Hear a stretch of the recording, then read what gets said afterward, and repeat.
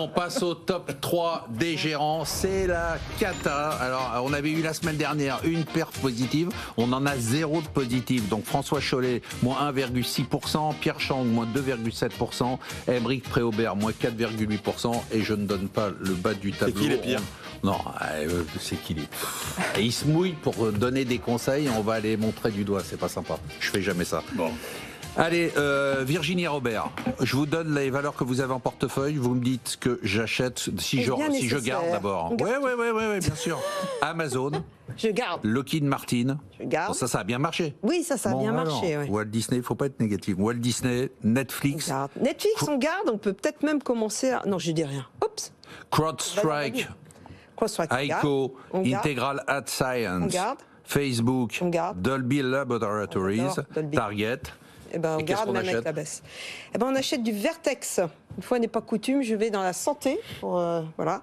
C'est une société, c'est une grosse société, assez jeune quand même, mais qui capitalise 66 milliards de dollars, qui est très profitable, Marc. Donc ça, vous avez aimé. Elle se paye 20 fois, des boîtes 18 fois pour l'année prochaine. Un nouveau thème à la mode, la profitabilité. En fait, elle fait de la thérapie génique et c'est la société qui a réussi à avoir le traitement génique. Donc le traitement, c'est-à-dire qu'on soigne vraiment la cause, pas le symptôme, de la mucoviscidose. Voilà. Et donc le laboratoire concurrent qui essayait d'être n'y arrive pas d'ailleurs, c'est AbbVie. Et de fait de ce succès, Vertex a 8 milliards de cash pour ce qu'on appelle dans le jargon des sociétés de recherche le pipeline, donc les nouvelles thérapies qui pourraient être lancées. Elle a un pipeline qui est très très riche sur différents sujets, et notamment le diabète, notamment des maladies sur le rein, l'oncologie, évidemment, mais aussi antidouleurs non addictifs, parce que vous savez qu'il y a le sujet des opioïdes quand même, qui n'est pas encore tout à fait réglé, ce sujet-là.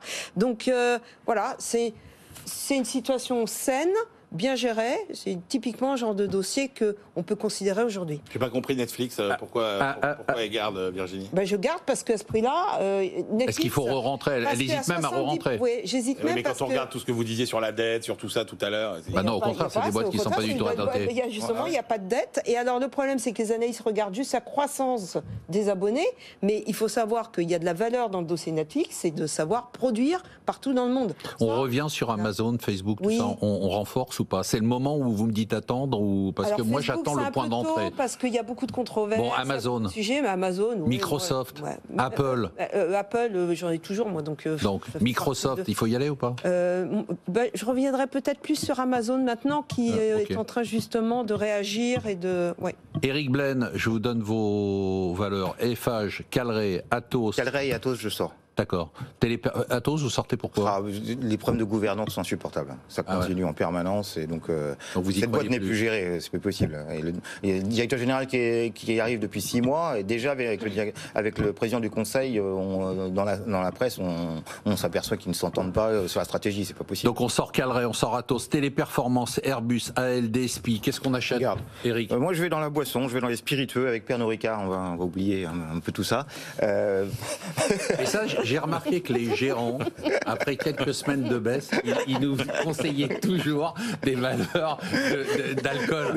À chaque fois. Mais c'est très drôle. Dans les valeurs, dans les hausses, on les voit jamais. Et alors, je pense qu'à un moment, ils en ont tellement marre qu'ils se rappellent ce qu'ils ont fait. Alors, ça vient de baisser de 20% quand même. On est passé de 217 à 173 €. Et pourquoi ça a baissé, par exemple, un Pernod Ricard? C'est difficile à comprendre. Il y avait un PE qui était autour de 23-24. On est passé à 19 fois. 23-24, c'était pas hors de prix. Et c'était en décote par rapport à Diageo.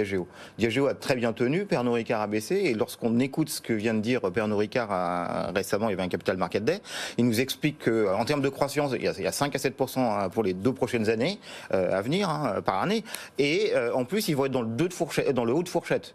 Il nous explique qu'ils utilisent le numérique pour bien positionner les produits et les vendre au bon prix aux bonnes personnes, et en plus les marges augmentent de 50 à 60 points de base parce qu'ils ont des gains donc de productivité qui se font, et notamment, il y a des chaînes de distribution en France qui s'améliorent avec la fusion de Pernod et de Ricard. Donc du coup, ça fait des économies. Est-ce qu'ils ont du pricing power? La preuve, ils utilisent le numérique pour monter les prix et remonter la fourchette de croissance.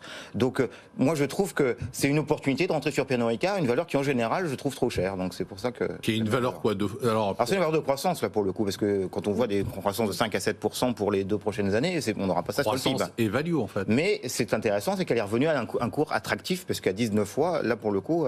Ce qui est intéressant, la seule chose peut-être qui est intéressante dans ce que vous avez dit aujourd'hui, c'est qu'il y a maintenant des valeurs qui sont à la fois des valeurs de croissance et des valeurs, ça c'était l'idée de Virginie, bravo. Hein. Il y a eu un dérating. Des valeurs de croissance et des valeurs value. Une baisse très sensible en fait des valeurs qui étaient dites de croissance versus les valeurs dites peu chères. Et aujourd'hui, elles reviennent sur des territoires en fait qui sont intéressants parce qu'il y a des supports long terme pour les acheter. Quand on regarde à la fois la photo et qu'on se projette, les deux sont intéressants, quoi.